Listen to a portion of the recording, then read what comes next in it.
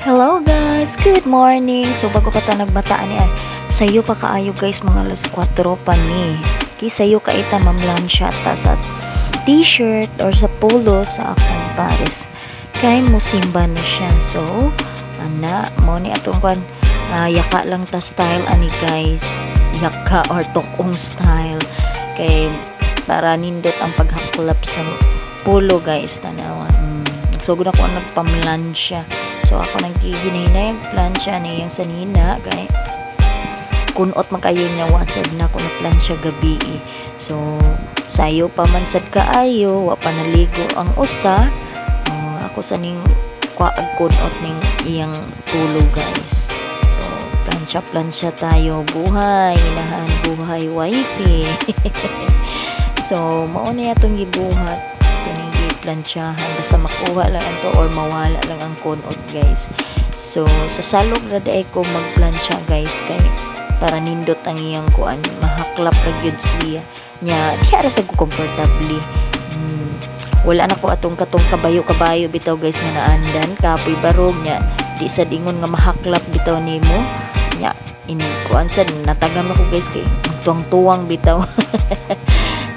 Daan na siguro to ko ang plansya mo nang ginana. So ari lang ta sa salog kay mas komportable ko nga mahaklap gid siya. Nindot magud tanawon or nindot mo sad gud nga iplansya nga mahaklap nimo ang tibok t-shirt or polo. Human ako ana guys kay isunod sa nina ko ang iyang slacks kay kunot sad baya kaayo. So need sad nato ng plansyahon iyang slacks. So giuna lang sana ko iyang polo kay mao may una na akong nahulbot. Importante dyan na akong maplansya na yung sanina or yung polo kay para dili sa siya guklon og plansya guys. Formal set kay tanaw. Then ako rin giuyon sa dang iyang inagyan sa plansya ni iyang slacks kay nang tagtao sa niwa na plansya. Kay lahi-lahi man ang iyang suoton guys. Lahi ang suoton nga slacks so kani dili kay niya masuot. So mao may nahulbot. So mao niya atong planchahon. Kugi inahan aron dili kay tantog gunot. Tukong style lang niya ako guys. So comfortable lang jud ko ani magtukong-tukong.